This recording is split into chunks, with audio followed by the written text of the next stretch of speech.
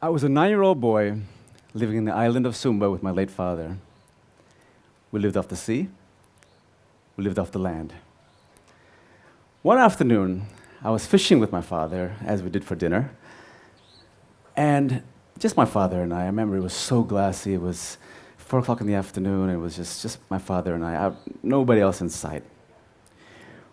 When all of a sudden, this huge movement just penetrated the surface and caused a huge splash, much bigger than our boat. And I was scared, I was a 9-year-old boy going, "Dad, what was that?" My dad stands up calmly, turns off the engine and says, "Hamish, that was a whale." I'm so excited, my eyes lit up, and I went straight to the front of the boat, and I'm scanning the surface, the horizon, looking for more movement, piercing the water, looking for more whales, and before I knew it, a rapid body of movements of beasts just came up out of the water. And there was 30, 40, 50, 60, I don't know, but the whole place was just whales. Just whales, and baby calves were coming in underneath our boat. Big mothers were coming past us, just peering at me with their big eyes, with the pectoral fins flapping and tails splashing up in the air. And we had a small 12-foot boat, and these whales were 3 times bigger than us. And I'm trying to digest everything. I'm standing there in the front of the boat, and I'm looking at my dad, and before that wasn't enough. I looked to the right of my vision, and in comes a dozen torpedo-like beasts coming right at us. And as they get closer, the colors of black and white, I realized that they were killer whales. These orcas weren't slowing down. They came right at us and just went straight into the side of the whales that were surrounding us. My heart was racing, Killer whales were taking down baby calves. Killer whales were going right into the side of the mother whales, latching on with their mouths so wide open that they couldn't actually rip themselves off. And they were just pivoting their heads like pit bulls on fresh meat. The sea went from a beautiful blue color to a debauchery, abattoir, war red color in a matter of minutes.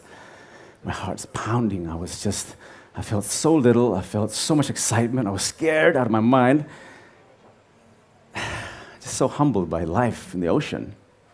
Got goosebumps just telling you guys that. That was how I remember the ocean as a kid. That very moment left an indelible mark on my soul that would literally follow me forever. So blessed to call Indonesia home, spend my life here. Times when I'm in the water, it feels like I can just pierce my hands through the abundance of life. The fish are just like clouds, just teeming full of life. It just feels like every single time I go in the water, it's a different experience. It's a different experience. We have 75% of the world's coral species in Raja Ampat, West Papua. That's just an incredible fact alone. We have almost 40% of the world's coral fish species in our backyard. The same goes with sharks, almost 40% of shark species here in Indonesia. Several calling Indonesia home and being only endemic to Indonesia. It's the only place in the world that can have 2 species of manta rays in one place at one time. The list goes on and on and on. But you know what? The truth of the matter is, not all of Indonesia looks like this anymore. There are only a few remaining pockets like this. How the hell did we let this happen? We've gone through a couple of decades of complete devastation when it comes to our ocean.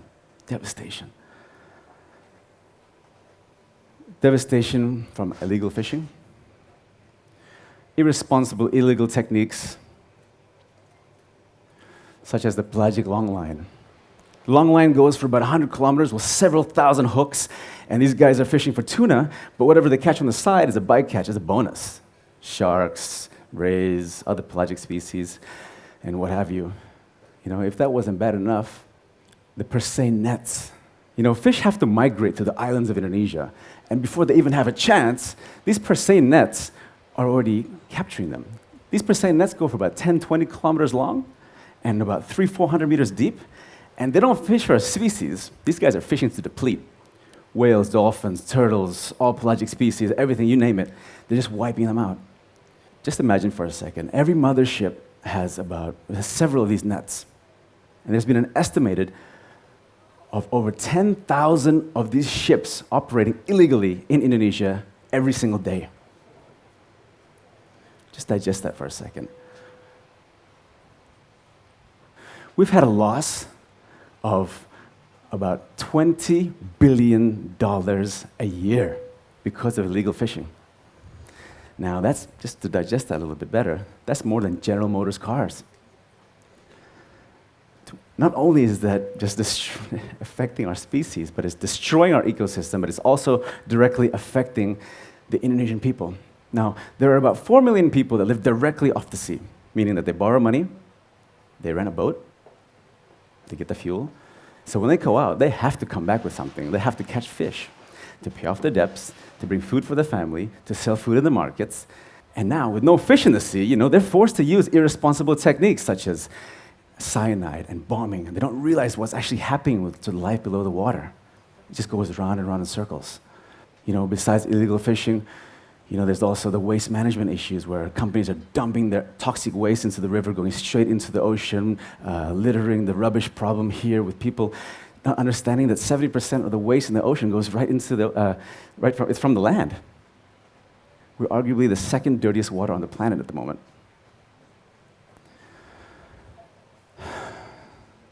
So I had to step back and say to myself, am I going to let this be my future? Or am I going to do something about it? Okay, on a lighter note, it's a bit heavy. On a lighter note, the manta ray has always been one of my favorite creatures. They're so smart. They have the biggest brain-to-body ratio out of all fish in the sea. They can check you out from a mile away. They can come in, and they just want to play. They're so playful. They're harmless. And if they don't feel comfortable with you, one flap and they're out. And I know a lot of you guys swim with manta rays. A few years ago, Indonesia was the biggest exporter of manta rays in the world due to the demand in the gills for non-proven medical purposes. So while I swim with manta rays at that time, I was thinking to myself, it was a realization, gosh, it might be the last time I'll see this guy. So, as humans, human instinct, we protect what we love. So I started reaching out. I started reaching out to the best marine biologists, the best scientists, the best experts in manta rays, sharks, coral reefs, the best activists, filmmakers, NGOs, local, international. I wanted to be part of a change. I had to do something about this. I couldn't just let this happen. And organically, I started being invited to these expeditions, collecting data for different species, coming into proposals for marine protected areas and whatnot. While I was doing small campaigns on TV, on magazines and whatnot, and just trying to educate the Indonesian people. So one day, I was out in Papua with the most talented team, really, in different fields, all sharing the love for the Indonesian Ocean. And I said to myself, gosh, why are we all working separately? Everyone does such amazing work, but nobody has a clue what we're doing. What we need is a collaboration. We need a collaboration. We need a movement. We need a movement with the Indonesian people, because these guys, us Indonesians, we are the bearers of these last great resources. The truth is, most people have no idea what's going on. And if they did, they don't know how to contribute well or much in order to make a difference. So many people are just so caught up in their devices. The truth is, every single one of us has the power in our hands to make a difference, to really save the ocean. Every single one of us has this power. This is one of my favorite emotions in Indonesia, is pride. Indonesian people, we're all so proud. We see a white-skinned, a Caucasian person, and we often call them, "Hey, bule!" But you know what? I love this passion. I get called bule all the time when I'm in rural areas. And I just love the passion behind this. It's a derogatory term, I know, from the Dutch era, meaning white man or outsider. But I just love how passion and pride is embedded into us Indonesians since the Dutch era. Javanese people, Kalimantan, Papua, they're proud of their traits, their ancestral background. I love that. I love that passion. However, Indonesia is also going through a pivotal change in culture right now, where we're kind of detaching ourselves from the ocean. You know, it feels like there's no love anymore for the ocean, considering how much damage is happening to it. Now, this is the biggest maritime archipelago on the planet. We're not surrounded by land, we're surrounded by the ocean. A line in our national anthem, Indonesia, tanah airku. Excuse the singing. It's Indonesia, we are the land of water, the land of the ocean. We are maritime people, we're oceanic people. I just feel like there's a big gap, a real change in culture at the moment. And so, you know what? As I step back, it's all laid out in front of me. It's about connecting the dots here. You know, I have the most incredible team, the Indonesian pride, and this opportunity to reconnect Indonesia to the heritage, to the sea.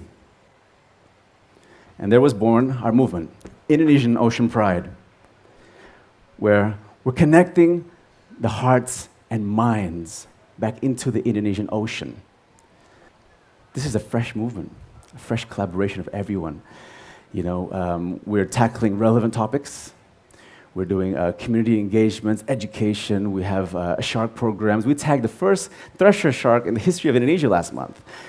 Our team, thank you, our team is also responsible for making the manta ray a protected species in Indonesia. Thank you again.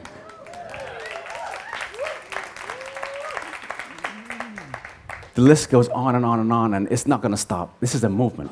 We have full support from the Indonesian Maritime. We have full support from the Minister of Fisheries. We have several people on board, rock stars, the Bye-Bye Plastic Bag Girls. We have young movers and shakers, rock stars, and all sorts of influential people that just want to get involved. It's a snowball effect at the moment, and it's just, you know, it's a bit overwhelming because there's so much happening right now, and it's so exciting. It's so needed. The doors are open for everybody.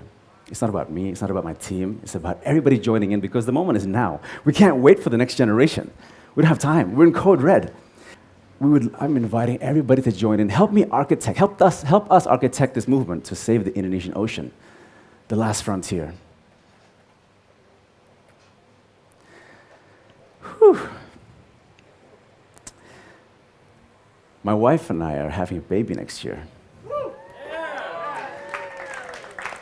Where is she? She's somewhere over there. There she is. Indonesian Ocean Pride gives me hope. It gives me hope because I can clearly envision bringing our child out into the sea on a boat, and there's manta rays and sharks or whales, and I'm introducing our child, to the species, having a connection, seeing the connection between my child and the species and the ocean, the sea. Just the way I did with my late father 30 years ago. Thank you. Whoa. Fantastic, mate. So I remember recently you were telling me that on the phone you said you just got back from West Papua. West Papua. West Papua. Yeah, it was in West Papua, and what have you been up to? Okay, so was actually the first proper campaign that we had gone on. We collaborated with the Bupatis, the governors, Conservation International, Sea Legacy abroad, and Blue Sphere Foundation. And this was a movement to give pressure to the government.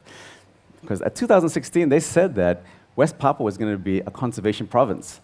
So in 3 years, we made a movie to educate the Papuan people. Now, there's over 200 languages in West Papua. People don't understand what's going on. I was in an area 2 kilometers apart, and there were 4 villages that spoke different languages. They couldn't even speak to each other. But one language that I realized that people in West Papua speak is the language of nature. So we did this nature documentary and showing all the different species to educate. We went and did a tour all over West Papua to raise the volume of the people, to make them proud and to make them understand what they have is the last frontier and they need to get up and protect it with us. The response was phenomenal. So, you know, there's a lot of pressure now with the government, but it went from a small campaign to a big national movement. So, yeah, sorry to answer your question. I rambled on a little bit, but it's been an intense and a wonderful experience over there for a few weeks. That's great, mate. Congratulations with Indonesian One Pride. Is that right? One Pride? Indonesian Ocean Pride. Ocean Pride, my bad. Okay, thank you. So, thank you. Another round of applause for Hamish.